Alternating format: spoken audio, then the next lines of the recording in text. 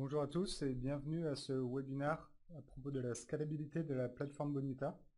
Je suis Antoine Motti, évangéliste technique chez BonitaSoft, et c'est moi aujourd'hui qui vais animer ce webinaire et donc vous présenter la scalabilité en général. On commencera par une introduction du sujet.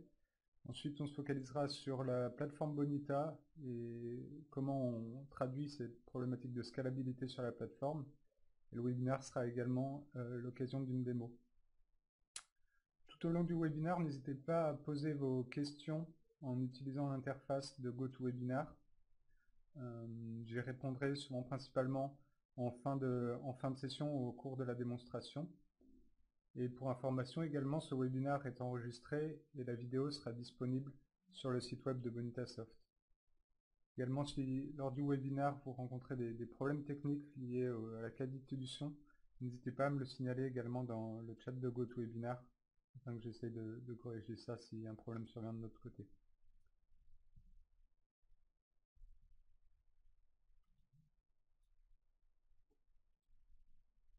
Donc, avant de commencer, peut-être un petit aperçu donc, de l'agenda. Donc, j'évoquais, on va commencer par une introduction sur ce qu'est la scalabilité, un peu poser les définitions. Ensuite, voir plus en détail les intérêts qu'on a à la scalabilité, pourquoi c'est une problématique qu'il est intéressant d'adresser, voir un peu aussi tout ce qui est méthodologie, comment on mesure la scalabilité d'une plateforme, comment on est capable d'évaluer son comportement, et puis comprendre un peu les différentes configurations, les différents types de scalabilité qui peuvent exister et lesquels sont supportés par Bonita. Et bien sûr, comme je l'ai dit, cette session sera l'occasion aussi d'une démonstration. Donc pour commencer un peu peut-être poser les définitions de ce qu'est la scalabilité. Donc si on reprend ce qu'indique Wikipédia, cette capacité à absorber un changement d'ordre de grandeur au niveau d'une plateforme, donc ce qu'on appelle la montée en charge, c'est un des points clés, effectivement, c'est s'adapter aux évolutions de la sollicitation de la plateforme. Et tout ça en garantissant la même qualité de service et les mêmes fonctionnalités aux utilisateurs. Donc l'idée, ça va être de potentiellement s'adapter à un pic de charge qui peut être éventuellement journalier ou saisonnier, ou une évolution plus sur le long terme des besoins autour de la plateforme. Une autre citation pour illustrer ce qu'est la scalabilité par le CTO d'Amazon, donc un fournisseur de cloud qui est bien en fait de ces problématiques. C'est comment qualifier un système de scalable. En fait, ça va simplement être du fait qu'une augmentation des ressources du système a pour conséquence une amélioration des performances, et ça de manière proportionnelle aux ressources qu'on ajoute sur le système. Donc ça c'est voilà un peu pour cadrer ce qu'est la scalabilité. Si on revient peut-être un peu sur pourquoi finalement on s'y intéresse et quels sont les objectifs qu'on peut avoir derrière cette problématique de la scalabilité. Comme je l'ai dit, sûrement le point clé en fait de cette démarche, ça va être d'assurer la qualité de service, et donc la qualité de service toujours au bénéfice de nos utilisateurs.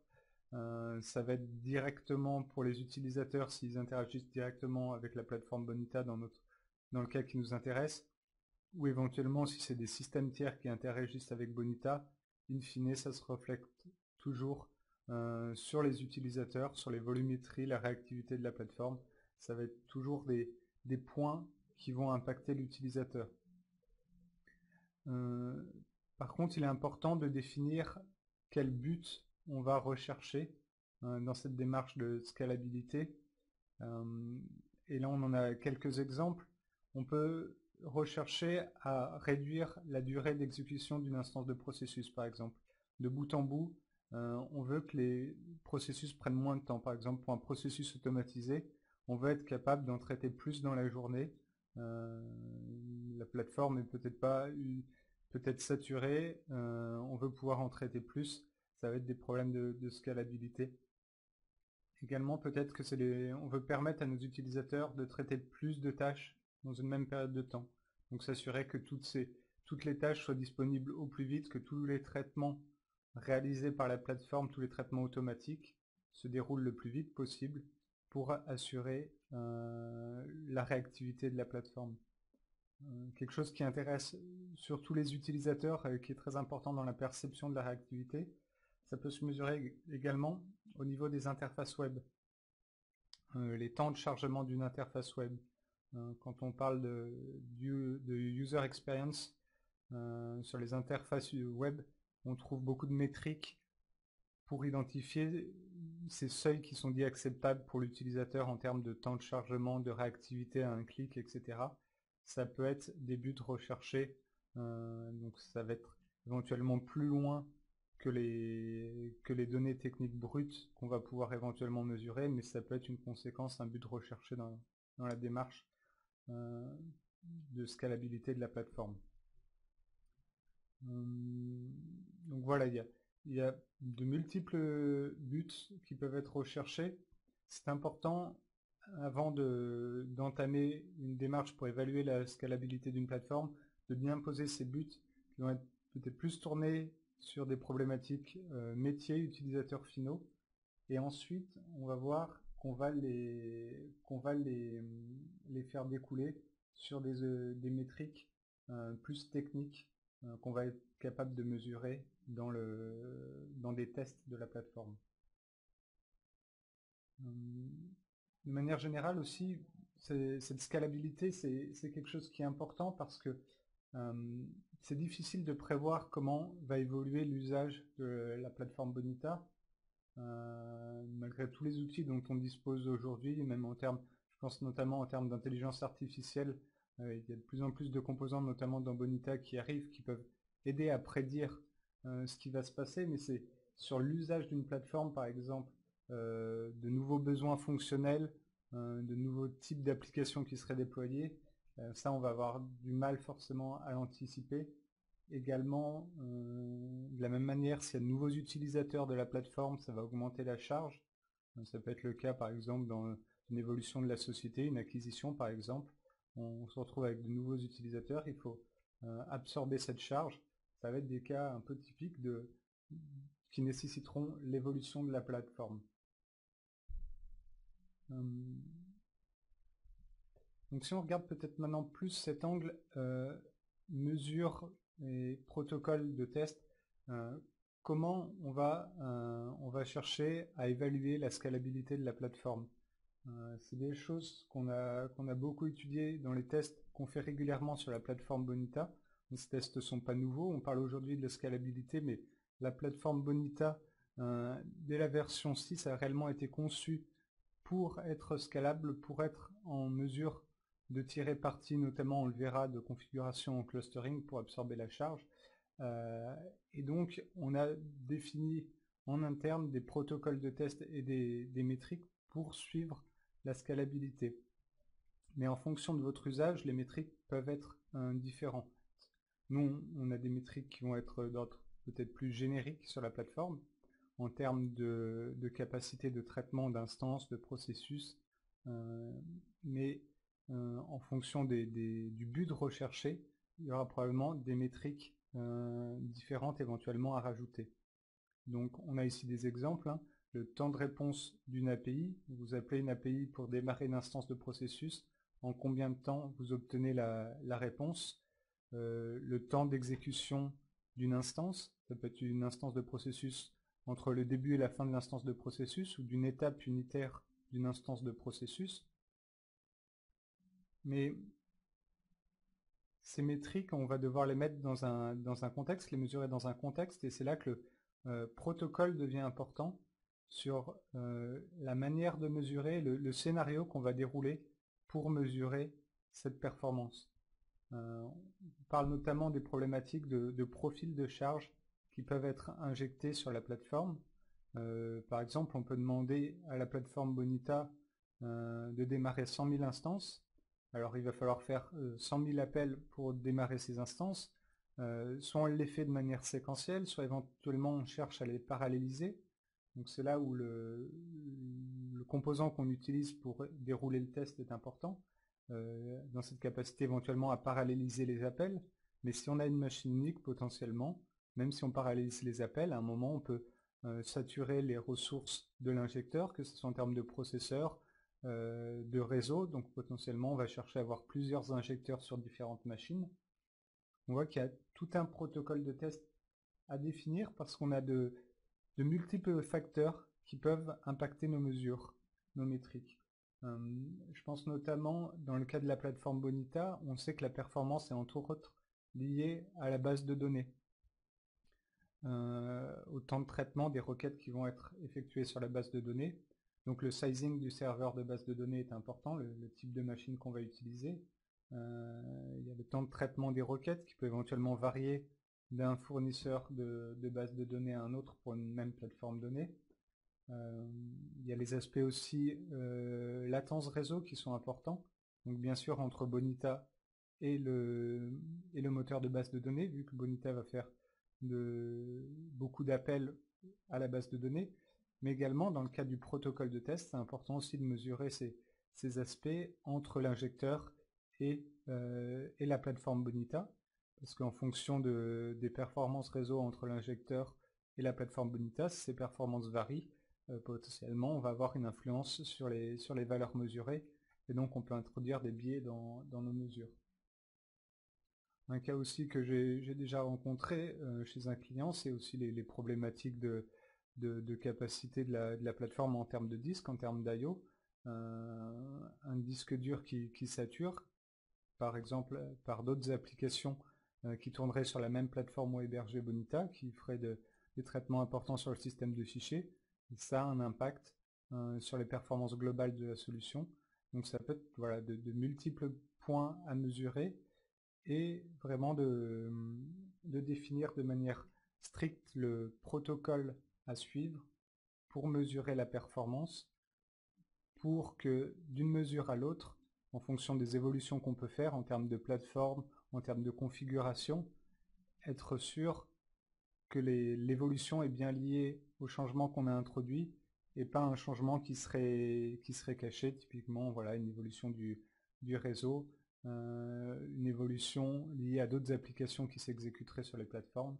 On va chercher à éviter tout biais dans les mesures qu'on effectue.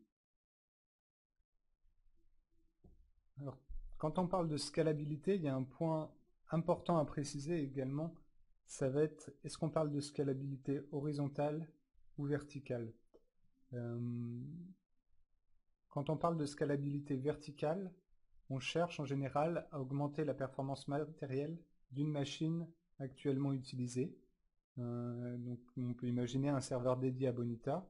Il a un certain type de processeur, une certaine quantité de mémoire vive par exemple. Potentiellement on va chercher à faire évoluer cette configuration matérielle pour ajouter de la RAM, pour éventuellement changer le processeur. C'est des options qui sont valables, hein. Les serveurs sont évolutifs. Mais c'est vrai que aujourd'hui, on rencontre de plus en plus une approche où on fait de la scalabilité horizontale, et ça se traduit par le fait d'avoir des configurations en cluster, donc avec un ensemble de serveurs qui vont être utilisés pour fournir un même service.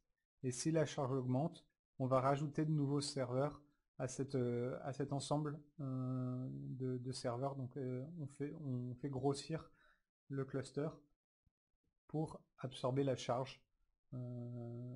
Donc c'est une approche qui est notamment très pertinente dans les configurations dans le cloud, parce que le cloud nous permet de disposer facilement en fait de nouvelles machines. On le détaillera un peu plus dans le cas de Bonita, comment ça peut se traduire avec Bonita et notamment avec les outils qu'on met à disposition pour le déploiement dans le cloud. Donc avant de continuer la présentation et de revenir peut-être un peu plus en détail sur les différents types de cloud et les configurations dans Bonita, je vous propose de lancer la démonstration. On va lancer deux scénarios dans cette démonstration. On a pour cela en fait un injecteur qui va nous créer des instances de processus. Et derrière, on va avoir donc ces deux configurations, soit une configuration avec un nœud unique de Bonita, soit une configuration en cluster avec un load balancer et deux instances de Bonita dans ce cluster. Donc si on regarde un peu en termes de configuration ce dont on dispose, bon, je vais pouvoir les reprendre ici. On les retrouve ici on utilise donc AWS, donc le service d'Amazon de Cloud. On a ici nos différentes instances qu'on utilise. On va voir que pour l'injecteur, c'est cette instance qu'on va utiliser, donc qui est de type medium en termes de taille. Donc on a l'instance de l'injecteur est plus performante que les instances qu'on teste de Bonita. Ici vous voyez qu'on a des instances micro pour les différents nœuds Bonita. Simplement le load balancer est une instance nano. C'est largement suffisant pour le load balancer. Mais les instances Bonita sont de performance réduite par rapport à l'injecteur parce qu'on veut s'assurer que c'est bien la plateforme Bonita qui est le facteur limitant dans la performance et pas l'injecteur. Si j'avais pris une plateforme nano pour exécuter l'injecteur, potentiellement, ça aurait été la lenteur de l'injecteur que j'aurais mesuré plutôt que la performance de Bonita. Donc, on a cette configuration et on a un scénario de test. Alors ici, on utilise un injecteur qui est un développement interne pour tester Bonita. Donc ici, j'ai un fichier de configuration où les paramètres qui vont être exploités dans le test, ça va être ce nombre d'instances ici de processus qu'on va démarrer, 400. Et on a les paramètres d'exécution de l'injecteur. Donc ici, on va chercher à avoir en parallèle, en permanence, 20 instances de processus. Donc, tant qu'il y a 20 instances en cours d'exécution, l'injecteur n'injecte pas de nouvelles instances. On est plutôt ici dans un scénario où on cherche à mesurer si Bonita est capable de traiter en continu les interactions de 20 utilisateurs avec la plateforme. C'est pas un scénario de pic de charge où on lui aurait demandé d'un coup de créer les 400 instances et d'absorber toutes ces demandes au plus vite. Ici, on fait créer 20 instances. Dès qu'une instance se termine, on en crée de nouvelles et on maintient la charge comme ça.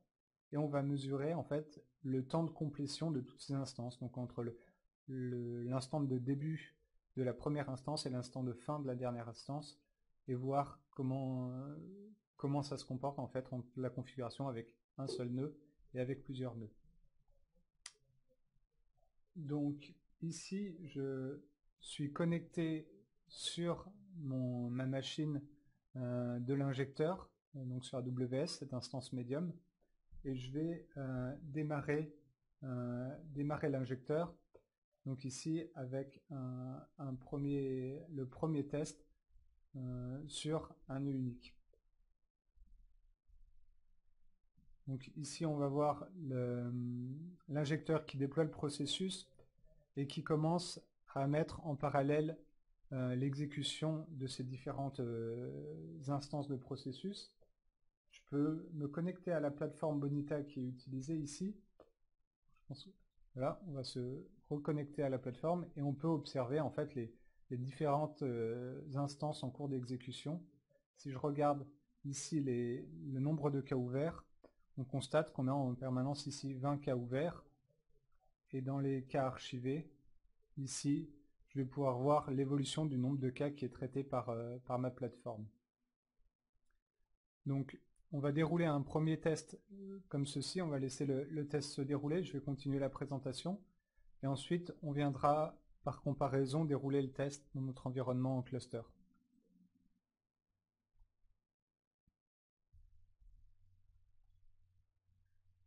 Donc, comme je le disais, l'environnement Bonita est scalable et on supporte les deux types de scalabilité. Que ce soit une scalabilité verticale, donc où on fait évoluer la mémoire et le CPU du serveur Bonita.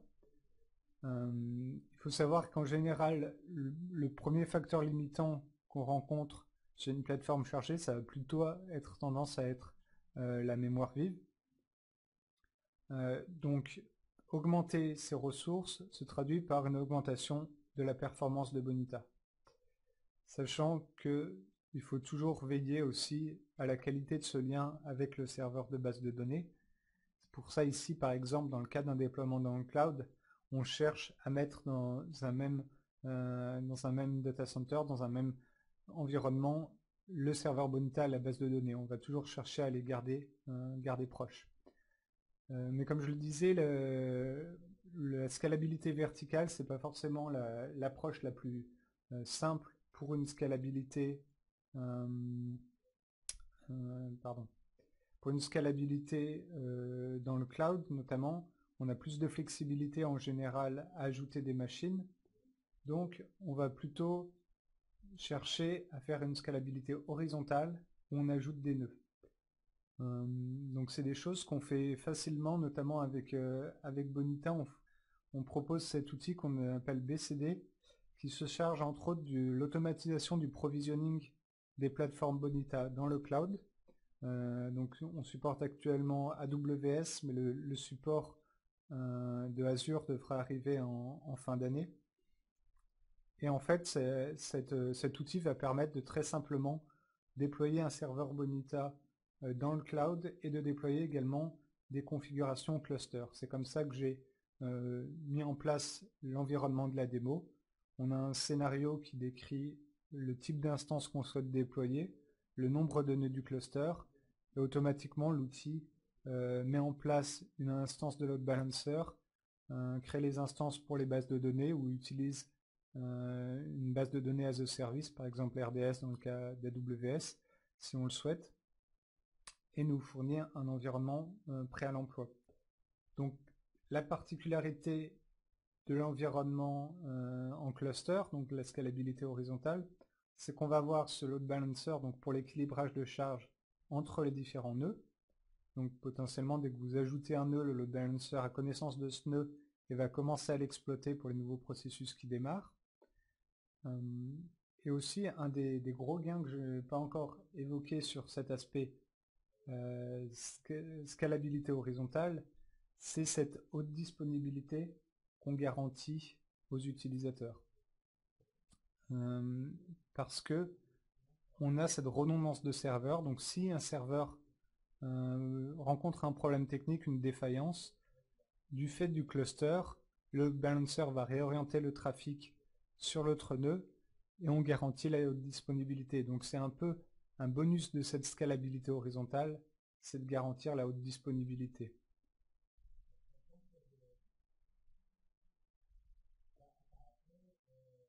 Donc là, c'est un petit résumé de ces différents points. Donc il y a l'aspect qualité de service, c'est ce que j'évoquais au début de la présentation, un peu comme le composant essentiel finalement de la démarche de scalabilité. C'est toujours tourné vers les utilisateurs pour garantir la qualité de service, le temps de réponse de Bonita. Un point aussi important de la scalabilité que j'ai oublié de préciser au début, mais on pourrait très bien anticiper la future croissance de l'usage d'une plateforme, anticiper les futurs besoins, simplement en surdimensionnant la plateforme Bonita. Le problème, c'est que c'est pas du tout optimal d'un point de vue usage des ressources, parce que on va avoir un serveur qui va nous coûter relativement cher et qu'on va sous-utiliser pendant tout un laps de temps jusqu'à l'évolution d'une charge, et cette évolution qu'on anticipe simplement mais qu'on n'est pas en général à même de garantir. Donc ici, avec la scalabilité, on va pouvoir faire croître notre plateforme au fil de l'eau et finalement être toujours sur un coût qui reste le miroir de l'usage réel de la plateforme. L'intérêt aussi de la scalabilité horizontale, et c'est pareil, j'insiste toujours, mais aujourd'hui on voit de plus en plus de déploiements dans le cloud, c'est de pouvoir être réalisé à la volée. Éventuellement, le load balancer sera en mesure d'identifier que les nœuds actuellement en utilisation commencent à être surchargés, et via l'outil BCD peut demander la création, l'ajout d'un nouveau nœud aux instances existantes, et donc dynamiquement on s'adapte à la charge de la plateforme. Et enfin, comme je le mentionnais, on a la haute disponibilité pour avoir une plateforme toujours disponible pour les utilisateurs. C'est toujours quelque chose qui est intéressant. C'est quelque chose qui est très demandé dès qu'on a des processus critiques. Ça va être important d'avoir cet aspect haute disponibilité que nous apporte la scalabilité horizontale. Donc je vais revenir maintenant sur mon test qui était en train de se dérouler. Donc je peux regarder au niveau des instances en cours d'exécution, ici je n'en ai plus. Et si je regarde au niveau des instances terminées, ici on voit bien qu'on a ce nombre de 400 instances qui se sont terminées. On peut voir que la dernière s'est terminée environ à 8h23 ici. Et si on remonte sur la première, on est ici à 8h18. Donc on a mis environ 5 minutes pour traiter les instances de ce processus de test. Et donc maintenant, je vais relancer le même type de test, mais cette fois-ci sur ma configuration en cluster.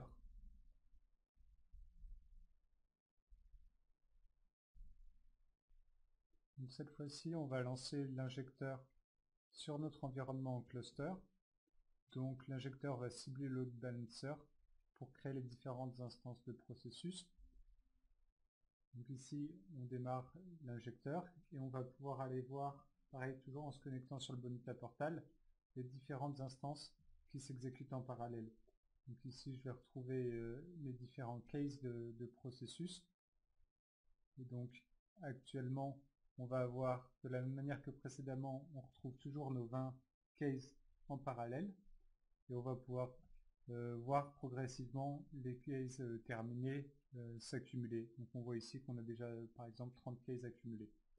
Donc on va laisser tourner ce test et on reviendra après, comme tout à l'heure dans la démonstration avec un nœud unique, comparer le temps par rapport à la démonstration précédente pour l'exécution de l'intégralité des instances de processus.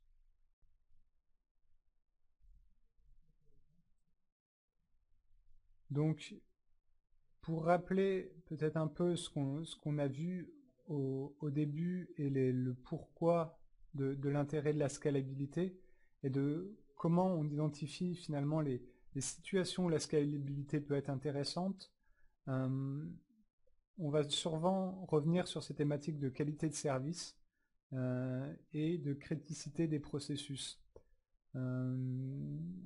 C'est comme toute application. Certaines sont plus critiques que d'autres. Des processus bancaires ou médicaux seront peut-être plus critiques que des processus éventuellement liés, je sais pas, on peut prendre l'exemple des gestions d'absence. On a moins de criticité sur ce type de processus, on a plus de possibilités de solutions de repli sur des alternatives.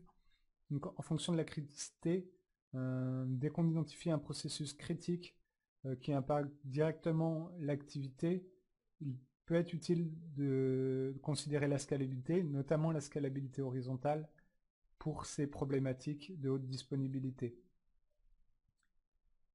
Il y a l'aspect aussi évolution de l'utilisation de la plateforme, donc comme je le disais, qui peut être sur en général 2 axes. Une évolution en termes de nombre d'utilisateurs, c'était une évolution de la société, de la croissance, ou une évolution par le déploiement de nouveaux applicatifs.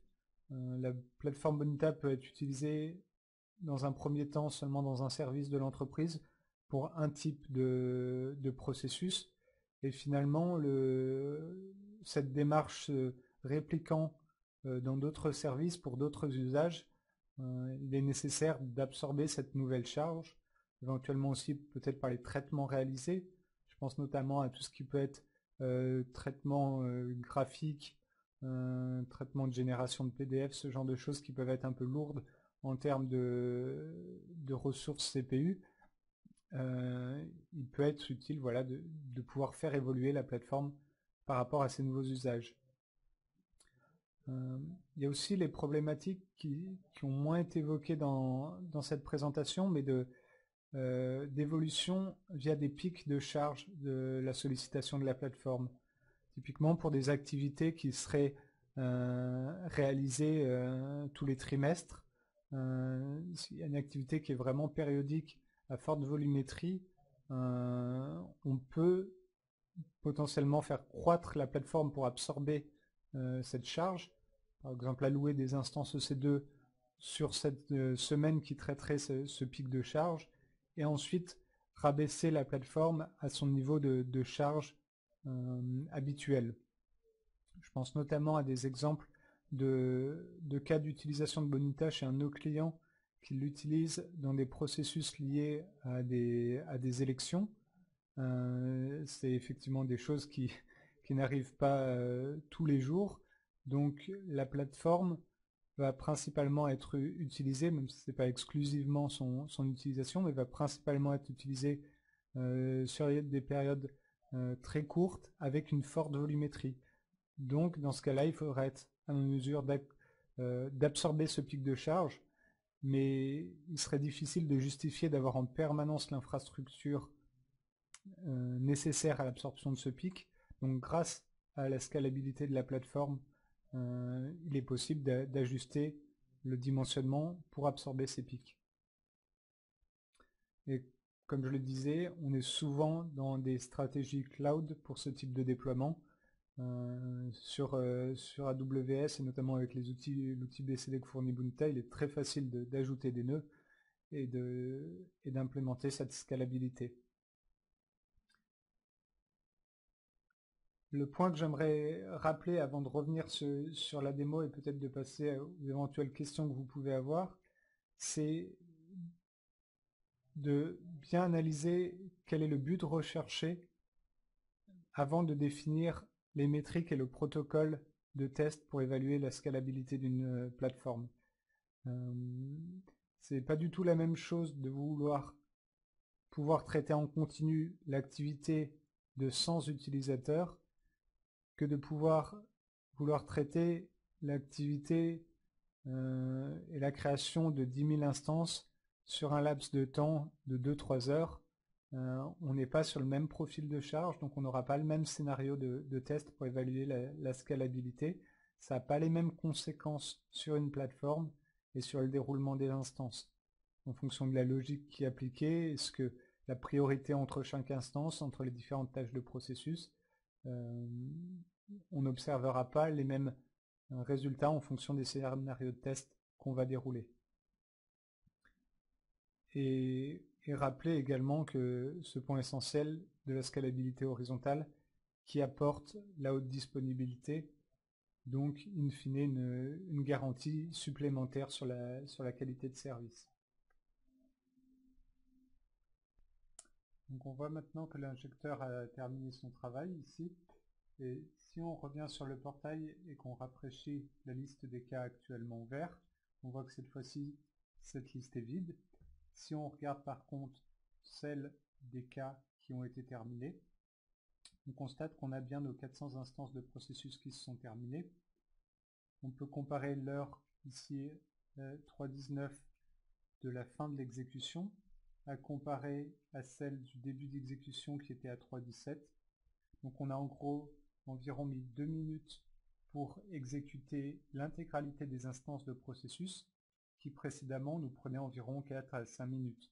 Donc on a bien eu cette division par 2 du temps nécessaire à traiter un lot de 400 instances de processus avec une charge constante de 20 instances de processus. Donc le temps global du traitement de toutes ces instances de processus, de cette charge continue, est diminué en fonction du nombre de nœuds ajoutés au cluster.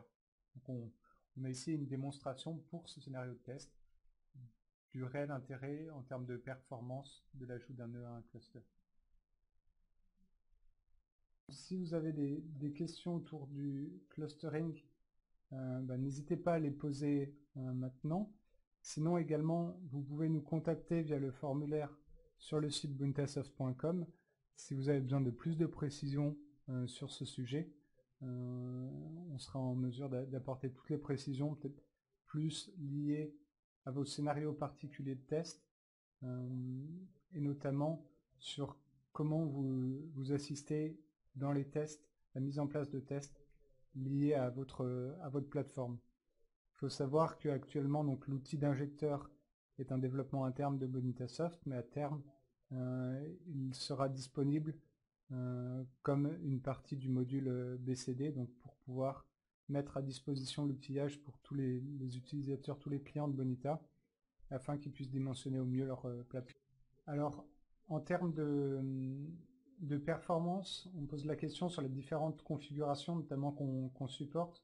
Il faut savoir que pour les bases de données, on va supporter PostgreSQL, Oracle, Microsoft SQL Server et MySQL, et puis les serveurs d'application Tomcat et Whitefly, donc JBoss. Ce qu'on observe, c'est si on prend les comparaisons Postgres et MySQL, Postgres va être plus performant par rapport aux usages que fait Bonita.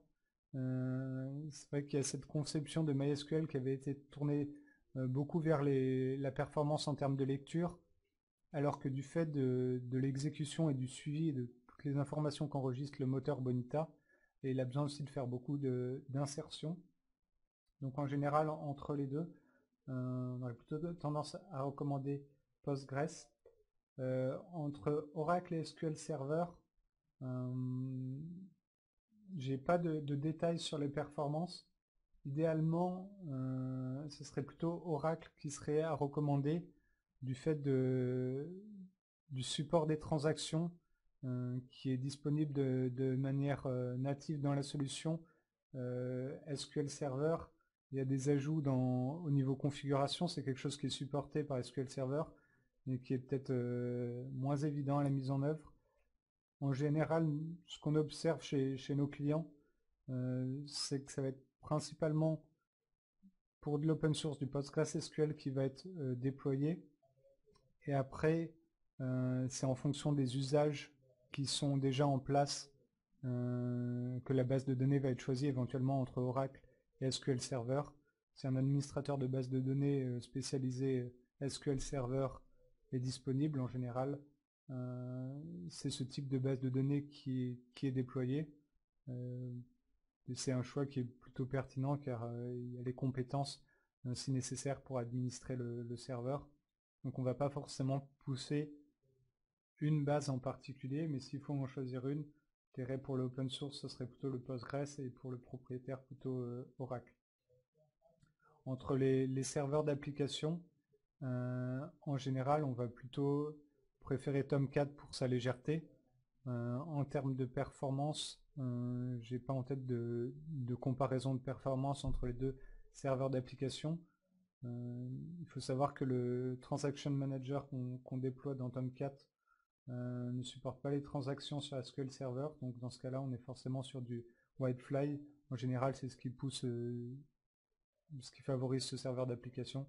C'est surtout dans ce type d'usage, ou s'il est déjà utilisé également en interne pour d'autres applications. N'hésitez pas si vous avez d'autres questions.